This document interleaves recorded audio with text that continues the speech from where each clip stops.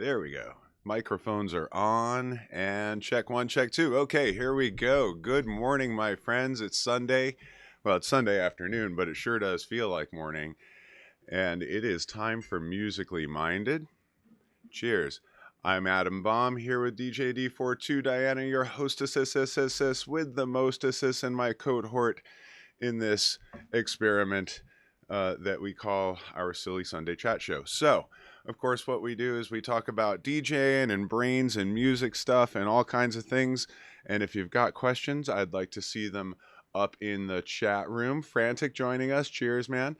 And let us know what's going on. And let's see. So what is going on this week? Wednesday, New Music O'Clock, 5 o'clock Eastern on MTV TV. It is our 2-year anniversary. Speaking of crazy experiments and cohorts, DJD42, congratulations. We've been doing it for 2 years. It's congratulations. Yeah, kind of amazing, right? Let's see, what else is going on? Well, next week we're going to take the weekend off. I have some medical shit to deal with, and so no show on Saturday night, no show on Sunday next weekend, but we'll be back on the 28th with a Spooky Spins, and we're going to be celebrating Diana's birthday, which is actually in between. So we should have some friends in the house for that night, and things will be going on, and there will be brouhaha. And so come join us for that, please. And of course, we'll have Musically Minded the day after there during our recovery period. Speaking of recovery, what did we do last night? Oh, we were the first to get into the new Man Ray opening. How about that? Yes, we did have the honor of standing in the very front of the line to get into Man Ray last night after 18 years of waiting, 17 and a half years of waiting. Finally, there is a new Man Ray. I saw Frantic said, "How was it?" It was beautiful. It's a beautiful new club. It has that new club smell, and Chris, of course, laid down it was an absolute smorgasbord of club classics. And so we got to break in the new dance floor there a bit, and it's great, and it really does have the vibe, and I think that's the most important thing, is that it has the vibe, and so it was great. It was definitely a reunion of sorts last night.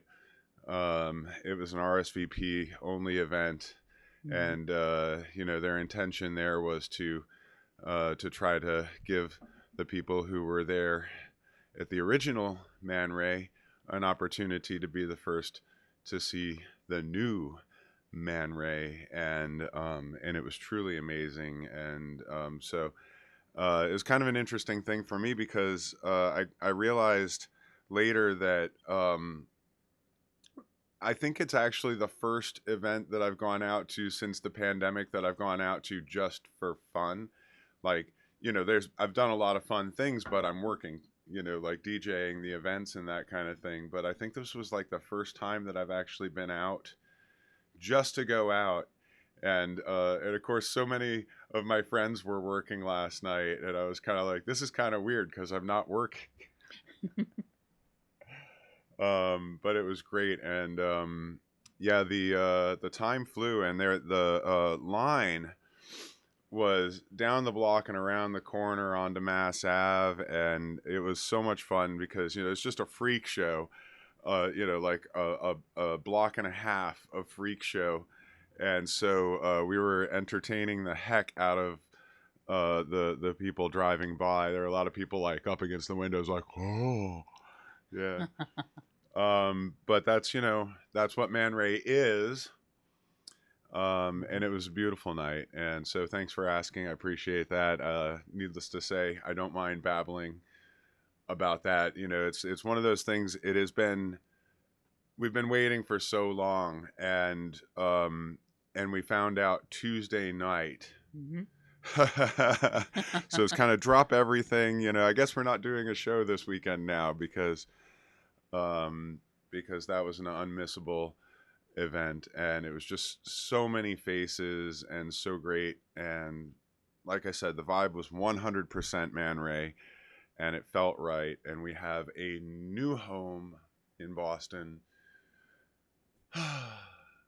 It's wonderful. Not to say I do want to say, the venues that have hosted our events, Paradise, TTs, and Middle East, now Sonia, TT the Bears. They have all been absolutely wonderful in keeping our scene alive for this last 18 years in the post Man Ray era. And now it's a new era, so I hope everybody gets a chance to go and experience it. And hopefully it'll be around for another 20 years, so keep things going, keeping things fresh in Central Square. So all right, so that's enough about that. Yeah, actually, Frantic. The official first night. The official first night is this Wednesday, the Goth night. It's Crypt. Crypt is coming back to Wednesday nights. So if you want to catch that, but they'll be open Wednesday, Thursday, Friday, and Saturday, and it's roughly the same sort of schedule that you would expect from the old Man Ray. It's Goth nights on Wednesdays, gay night on Thursdays, fetish industrial on Fridays, and I guess you'd call it the big A's. It's Heroes on. Yes. So it's like the big 80s on Saturday night. It's the retro night. So that's what they're doing over there, and it's very exciting. We've got a lot to look forward to. I'm looking forward to venturing back out there again myself as soon as possible. That's for sure. And I have to get back there. Yeah, it's a long drive for you. Diana, of course, driving all the way up from Pennsylvania. She is in the house today because I live closer. So I'm a convenient stop along the way. But yeah, okay. So Frantic, if you had any questions for us this week, go ahead, get them on up in the chat room there, and we'll get to those. I feel like we've blown the first 10 minutes of the show just talking about last night, and like I said, I sure don't mind that. It was a great thing. If we are gonna relate that to the musically minded sort of thing, I think the thing that I would talk about there would be tone. That it really had the vibe, and that Chris Ewan's performance last night was it was anthemic. It was definitely one of those sets that, okay, so the point of a set like Chris's last night being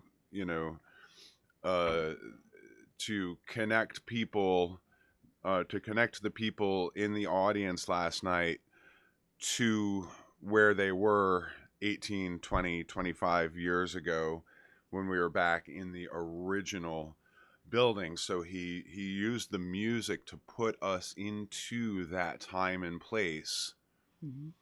And of course, actually another thing that I can mention about the new Man Ray, that's something that we were talking about last week, right, was tuning the system. And I gotta say, it was great. I didn't feel like I didn't wear my earplugs last night. A lot of times when I'm in clubs, I wear earplugs. But the sound was so clean, and we could feel the bass in our feet. And it wasn't noisy at all, and very, very clean, and it really is like the best sound we've had in years. I mean, it's better than the sound at the original Man Ray. The technology has come a long way, no doubt, but Sonia is an amazing sounding room, and I think it sounds even better than Sonia, but it's truly tuned for the DJ booth, as opposed to Sonia, which is tuned for the stage. Okay.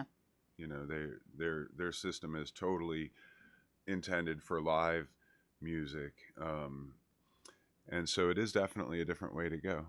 Oh, we do have a question from Frantic. Should we jump into that, or should we jump into our planned topic first? I'd like to actually address this question first, if you don't mind. Okay, let's take Frantic's question. Would you read it off for me? Sure. When emailing a promoter or manager for a gig after sending your first email introducing yourself and sending them your press kit and demo, how long should you wait to do a follow up to see if they've had a chance to listen to your demo? Oh, actually, I think I can add a few layers to that Okay. too, because you know, press kits and that kind of stuff. It's changed a lot. Now we generally use EPKs, electronic press kits. And so I think it's like super important to, so like, I have kind of fallen in love with Linktree. Hmm. I might overdo it on my Linktree. But the thing I like about Linktree is that you can have links to all the different things that you're doing there, and so it's easier for people to find the links that are relevant, specifically um, to their needs. If you have some DJ mixes up there, and you've got some that are like your club mixes and some that are like your wedding demo kind of stuff or whatever it is that you're doing, it's a nice way to get those up there. An electronic press kit, like, let's talk about that real quick. The long standing standard for press kits is they don't want more than a page. Like, nobody wants more than a page. What they want is like a paragraph or two, and get to the meat of the thing. Like, things to avoid in your press kit: hyperbole, exclamation points. What you don't want to do in a press kit is sound braggy. I think the important thing about your press kit is that what did they say in Dragnet? Just the facts. Just the facts. You know, I I think I mean I see press kits a lot, for one thing. And the press kits that I'm most attracted to are the ones that are um how do I say this? Like, what I don't like to see is something that is telling me that, you know, this artist is reinventing the scene with blah blah blah da da da, kind of thing. Like, what I really want to see in a press kit is um like it's like an artist's statement, like, why is it that you're doing the thing that you do? I think is an important thing to have in your press kit. Like, so, in the case of DJing, like, well, why do you DJ weddings? Because I fucking love it. Like, tell us a little bit about that. You know what I mean? Like, but what you want to avoid, and you definitely want to, like, insert some of the highlights from your career. If you've got stuff, if you've done some name-worthy gigs, they should be right there in your EPK. What you don't want to do is sound like you're the hype man, you know. Uh, yeah, like, don't brag, don't use a lot of hyperbole, don't use exclamation points, keep it to the facts, um, and make sure that you have your noteworthy gigs on there, and make sure that you are linking to the relevant further information kind of stuff that they would be looking for. Your EPK is not your website. You can put all the other stuff in your website, make it as hyperbolic as you wish, about how you're the only DJ in the world with ground changing ideas that are going to shake the foundations of music once everybody finds you, because we all are, aren't we? And yeah, so your EPK should be very short and sweet, and have the links to the further information stuff, definitely to your mix recordings. By the way, Frantic, your December DJ mix there, I think I did mention to you that I was giving it a listen, and it was very nice, very clean, and very good energy. It was very good flow. I was very, very proud to hear that you've done a great job. Very, very good stuff.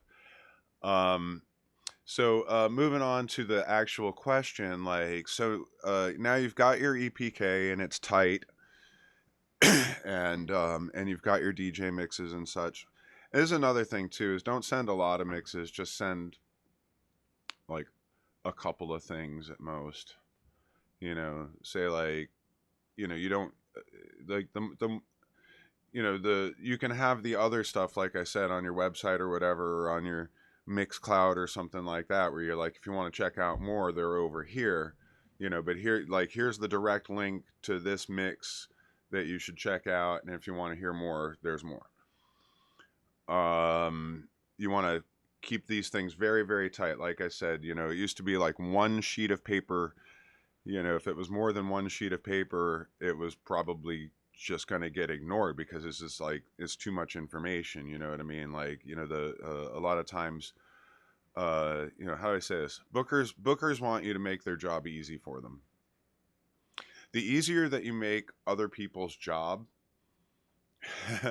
like, the more likely you are to get the gig. And I'm not fucking joking. I'm really not. I mean, I am joking, but I'm not joking. I'm serious about what I'm saying. Like, the easier you make, like, what do they want? They want something that they can, like, put in a little caption, like, on their website or whatever, that says, we've got this person coming, this is who they are and what they do, copied straight from your EPK.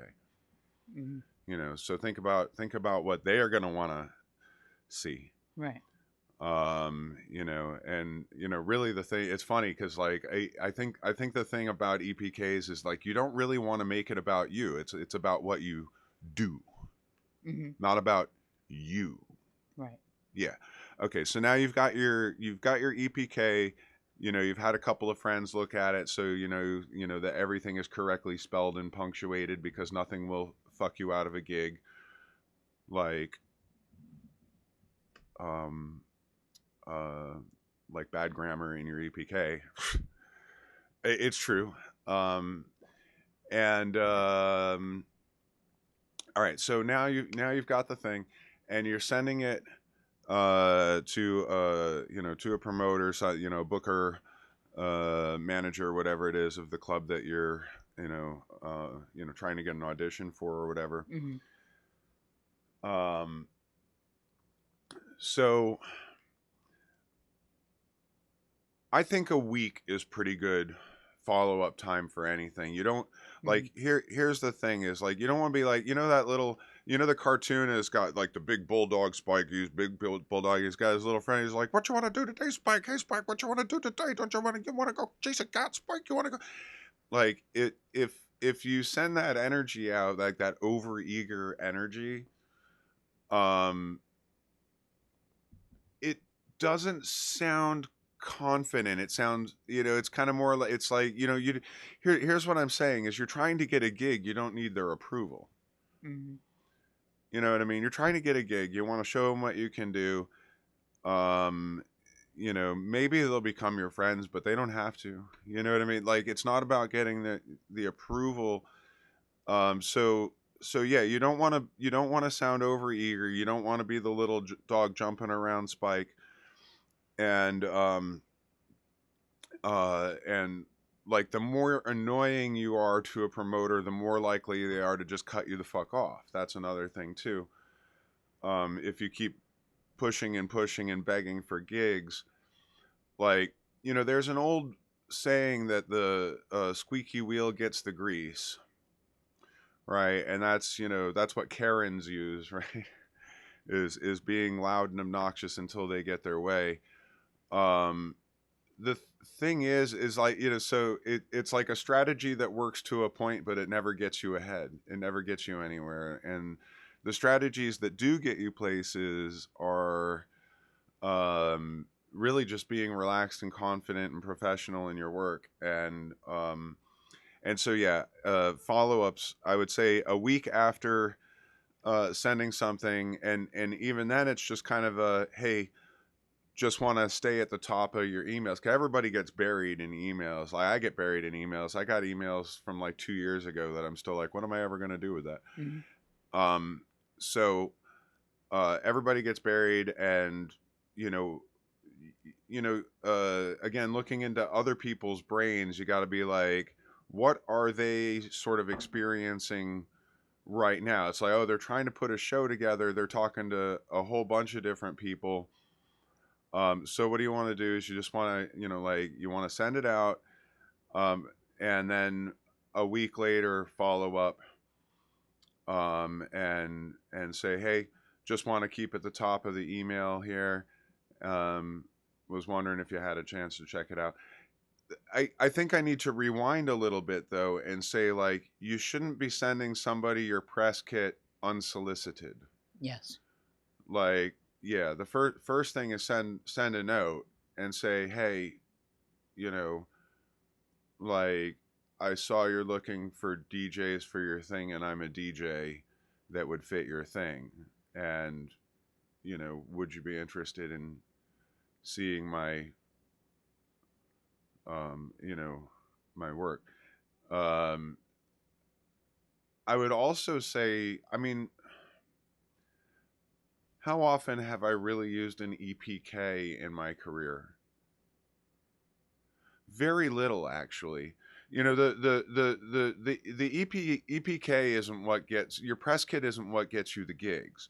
The press kit is like about how they're going to promote you once you've got the gig. Does that make sense? Yes. Yeah, like, I think what matters more is number one, your references. Like, everything about your value as a DJ comes from your references. As a working DJ, I should say, as a mobile or nightclub DJ, references are the things that matter. And um, and I would say that the other thing is, like, we tend not to be so great at resumes, DJs. But what we do instead is a CV, a curriculum vitae. And that's where we would lay out that further detail kind of thing. Um, and I think your references in your CV are probably more, well, they're more important to your value as a DJ. But I would say that the EPK itself has never really gotten me a gig. It's there to um, it's there to be a tool for the promoters once I have the gig. Yeah. Have I run down that rabbit hole enough there? We're about 25 minutes into the show. Who else is out there? I know there's other people out there. Frantic's out there though, so that's good enough. Yeah. All right. So we have been talking behind the scenes a little bit about this concept of DJing, and we wanted to dig into the question of what does being a DJ even mean? And so I think we're going to run down that for a few minutes. I'd like to. Thank you. Yeah. I need something to, like, hold my notes up here. That would be perfect. So it'd be like off camera and in range. But what does being a DJ even mean? There are a lot of different ways that you can be a DJ. Yes.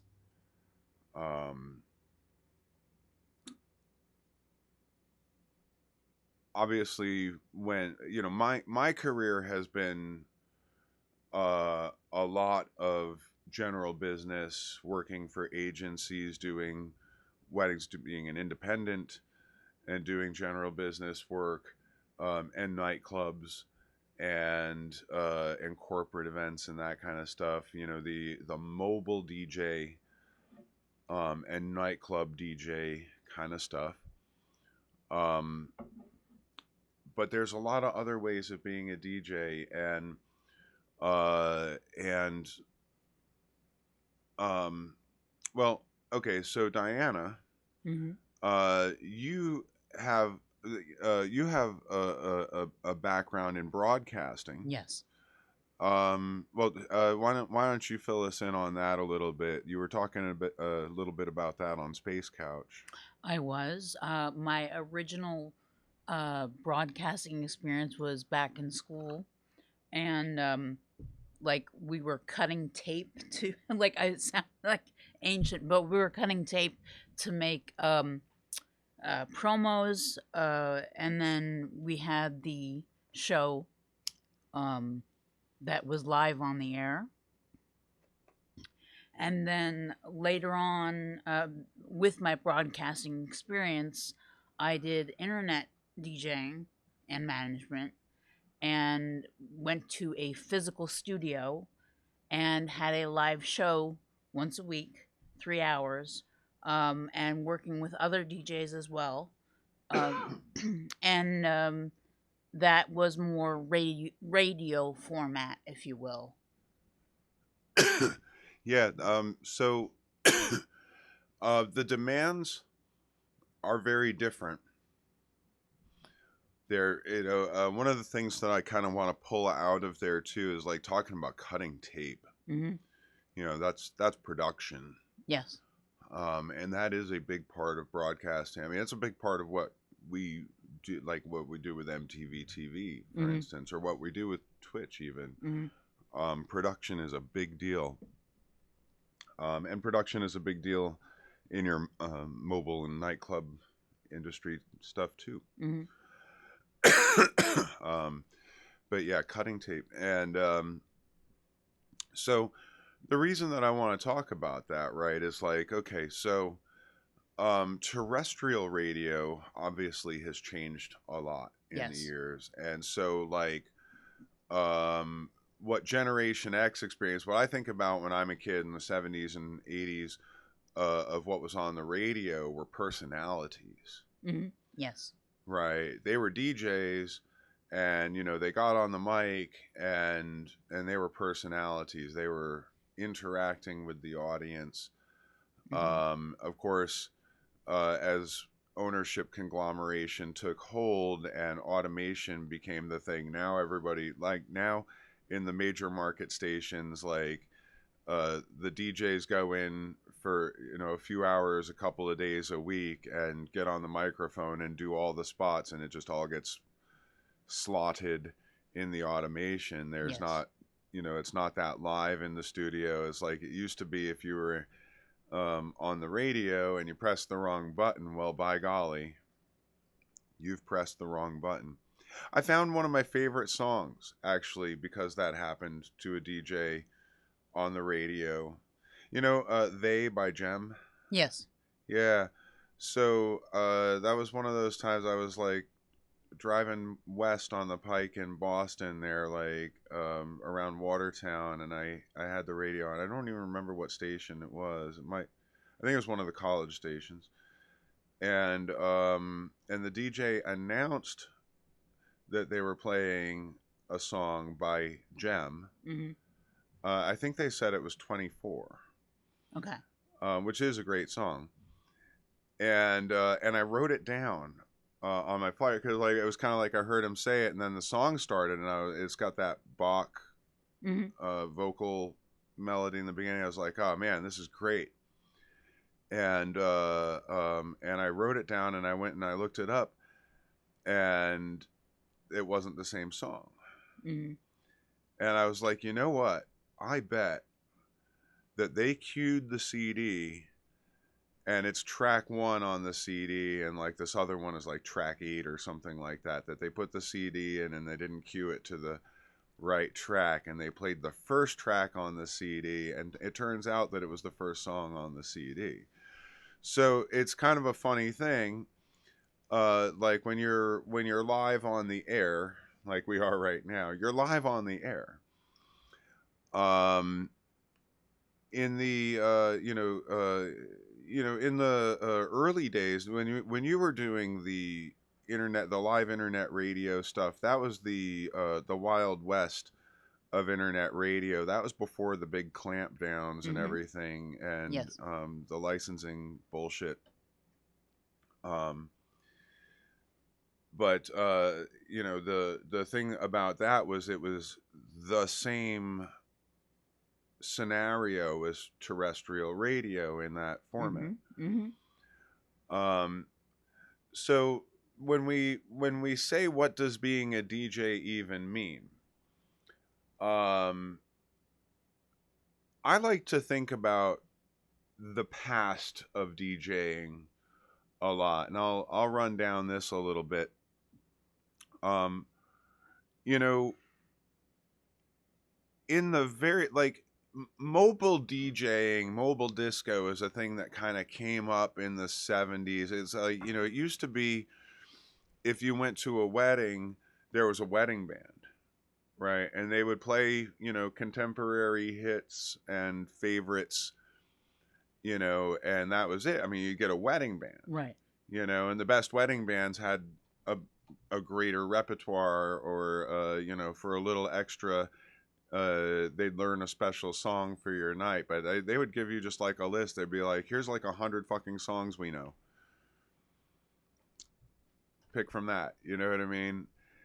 um Mobile DJing um came up, uh sort of, I mean, it kind of came up with like, you know, again, it's like technology also applies here, that and that, like, you know, we talk about the Techniques 1200 turntable being a game changer because it was an inexpensive, comparatively inexpensive machine that was rugged as hell and could withstand life on the road, and it had the pitch adjustment and everything that that club DJs needed. And so it kind of evolved along, you know, even with the hip hop scene and the party scene and that kind of thing, you know,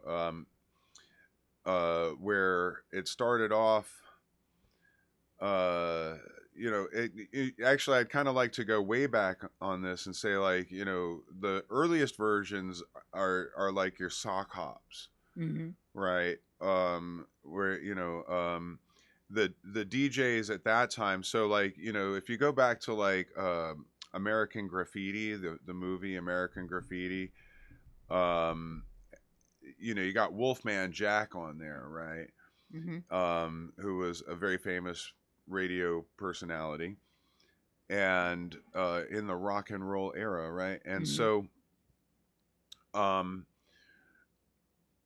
it wasn't these DJ setups that we have now. That this came from hip hop, right? Like the two turntables and a microphone thing. And that came from the early, you know, it came from the clubs, um, you know, the discos, you know, the two turntables and a mixer, three turntables and a mixer, Mm-hmm. sometimes four turntables and a mixer. Yes. Um, in the sock hop days, it's basically you've got like one record player and a bunch of record, and they would get on a microphone and they would talk over the pause like you do in terrestrial radio and radio Mm-hmm. broadcasting. Mm-hmm. You know, no dead air, no dead air, no dead air, Right. right? And so, you know, what would happen is, you know, it's like, you know, he'd put the record on and everybody would dance for 2.5 minutes, and then he'd be changing the record and talking, and and then everybody would dance for 2.5 minutes, and then he would be talking and changing the record again. Yes. Um, and you know, the whole point of that is selection, right?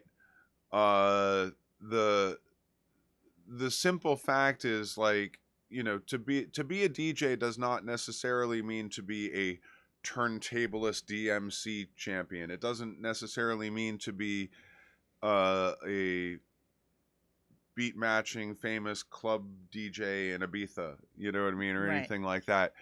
Like, um, I think that everybody that experiences DJing in some way gets something satisfying out of it.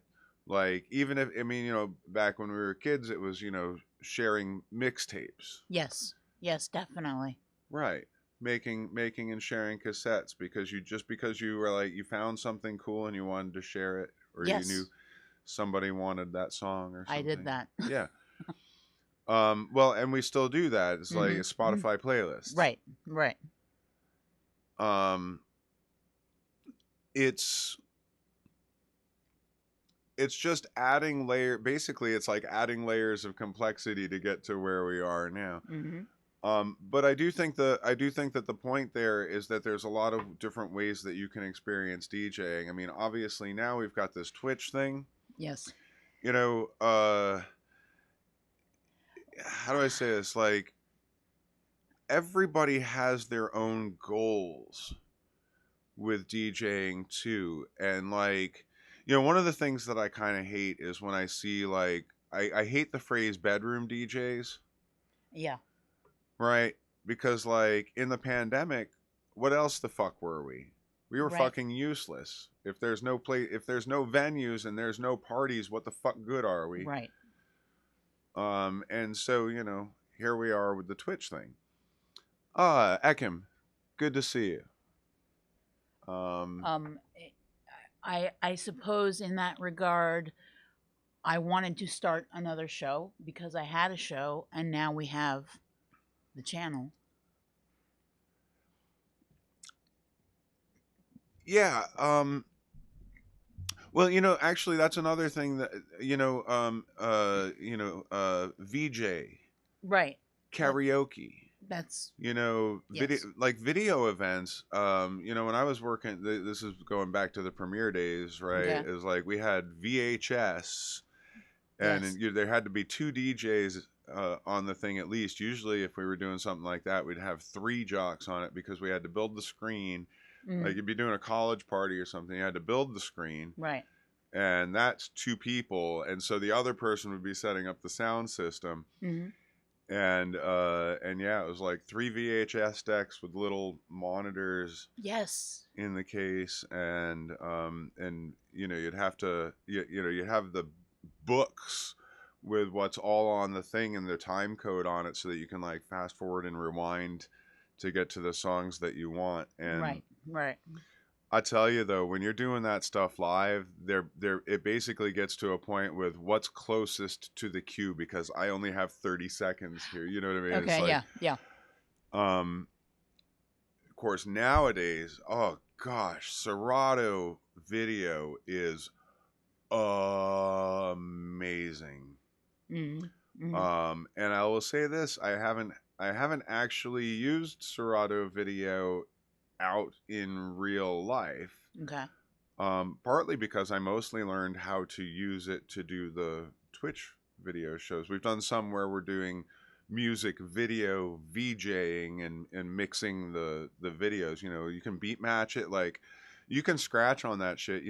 If you really want to see somebody who uses that well, check out DJ Woody. Mm-hmm. Mm-hmm. There's a live performance, Plague. huh? Where is he at? DJ Woody, he's a turntablist. He's a DMC Okay. champion. Oh, okay. Yeah. No, you're right. And there's I think it was the DMC. It was one of the anniversaries, like the 25th anniversary or something, the 20th, 25th anniversary thing or whatever. And he did a presentation, and it's all up on the screen behind him. And so when he's scratching on it, it scratches in the video. Oh, nice. You And nice. oh, it's one of those things that like that show you the possibilities of creativity with the tools that we have now. It is so far beyond slapping VHS cartridges into a box. But VJing is DJing. Yes. It's a different kind of MTV style DJing was more like radio broadcasting. It was personalities, right? But yeah, you can definitely do, live VJing, live visual stuff. Awesome. Live visuals have been a part of the club scene for a long time. Often with a video jammer working alongside with the DJ, and of course visuals on stage. But like, yeah, other things that you can be doing as a DJ. Like if you're doing karaoke, it doesn't really matter if you can beat match. Like, you're not beat matching karaoke. I mean, you could beat match karaoke tracks, but you'd have to have Right. singers who are prepared for that kind of thing, and they wouldn't be, because it's karaoke. It's amateur night, for fuck's sake. Like, I love as Diana well knows, I fucking love karaoke nights. So yeah. You know what I don't really love? That I did host a karaoke night for several years, again in the late '90s kind of thing. I've done karaoke events, like you set up karaoke at a corporate party or whatever, that kind of stuff. It doesn't really go over that well at corporate parties. They have to be really drunk at corporate parties before they start singing. But yeah, karaoke nights, it's pretty tough work hosting a karaoke night. Like, you're on the microphone a lot, for one thing. Not singing, but announcing, and you do have to keep the energy up. You do have to use the personality skills in very much real time, and work that. So yeah, karaoke is another. What are some other careers that we can have as DJs? I mean, like, obviously, we've talked a bit about general business. We've talked a bit about nightclubs. I mean, there's so many different kinds of nightclubs. It's like, what does genre mean anyway? We talk about formats, right? And we can talk about formats, but like, but I want to think about some of the things that, like, it's like, obviously, broadcasting, Yes. and there's various levels of that. I mean, right. We have some friends who do a terrestrial radio show at the college out here in Amherst, right? Perp and David, and they do a night called Zeno 6. Zeno 6. It's CYX. It's XENO CYX. Yes. But yeah, they do it on WMUA at the college station up there, and of course it's they've been doing it a long time. It's not like an amateur college radio sounding show. It's a very professional sounding show, that is like the kind of thing that you would have expected to be on commercial radio, if such a thing still existed, and if they had goth nights on commercial radio, which they never really had. No.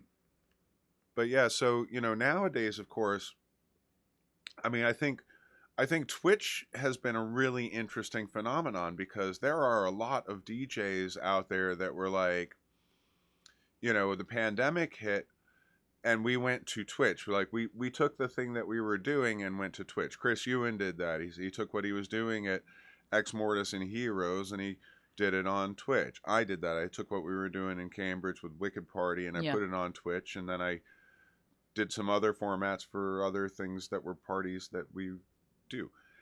But it's always been about that, like, kind of like club DJing style kind of thing. It's like you took us out of the clubs and we went to Twitch and we play like we do in clubs.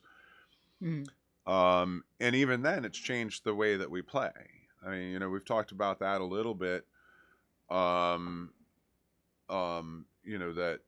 the place that you're playing in changes the way that you play. When you're playing on Twitch, it's like, you don't actually have an in-person dance floor people responding to you, so you can do different stuff and try different things that you wouldn't try, that because it would be risky to do on a real dance floor.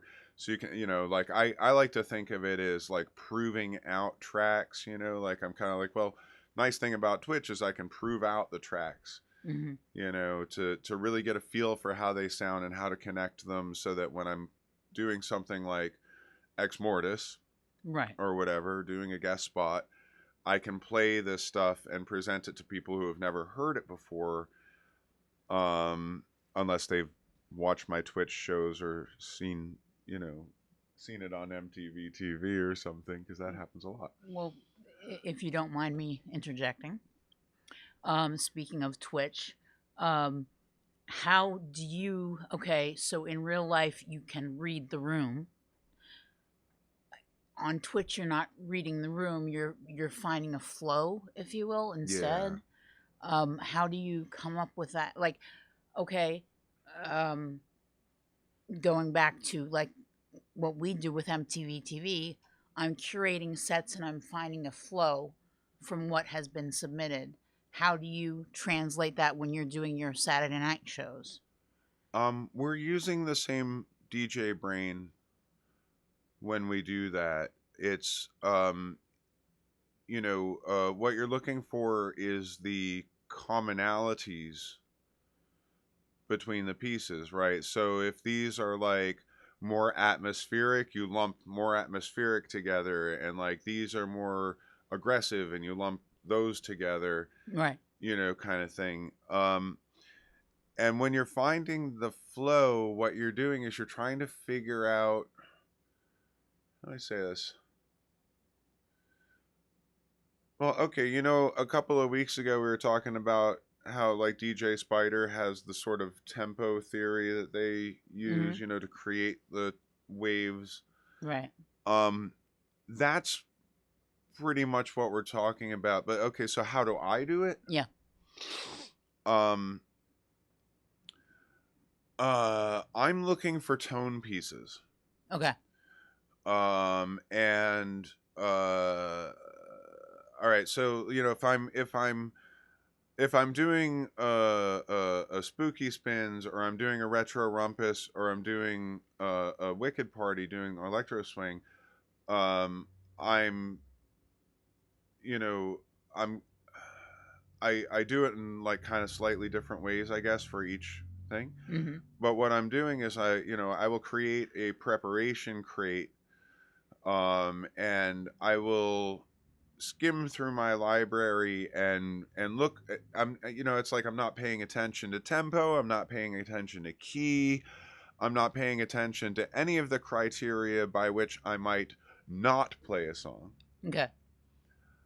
um I'm looking for pieces that are going to fit the tone of the thing that I'm trying to do that night. So if it's a wedding, I'm going to be like saying like, well, here's some of the things that they've asked for. Some, talking about musical histories, right, and getting into it with your clients and figuring out where they're at. And then what I'm going to do is I'm going to try to pick a bunch of stuff from my mobile library, for my, well, I call it my master library. So it's my master library, and then go through like you know the albums crate and that kind of stuff, where it's like more detail. You know what I Mm-hmm. mean? and Mm-hmm. Mm-hmm. and try to find those things like, oh hey, they wouldn't expect that. Right. But it will fit perfectly. And then um and again, it's like you know at that point it's basically just a random bunch of records in a crate, right? Okay. It's like you've got this pile of singles, and it's really in no kind of order. Okay. It's just like a bunch of songs that you think you're going to play that night, Right. half of which you probably won't. Mm. And you know um, we were talking about this, I think, in the last show a little bit, that like doing this, having this preparation, helps you to spark ideas, so that you don't end up having that woulda shoulda Yeah. afterthought kind of thing. So if you prepare the crates, it's like you're looking for the tones that you want. Mm-hmm. And then you sort of filter it, I guess, if that makes sense, where you're kind of like, you look for the things that are going to take you from one to another. It's like, you know, you might have things that are very, very different, and you look for those things that will connect in between them. So, you know, it might already be in your crate and it might not. And so a lot of times when I'm doing preparation, I'll kind of listen to the beginning, listen to the end, and I'll go, what does that make me think of? Mm-hmm. You know, like if hearing a song triggers another song in my mind, Right. probably going to do something like that for other people too. Mm-hmm. Um, and so then, you know, and then that way you have some, how do I say this?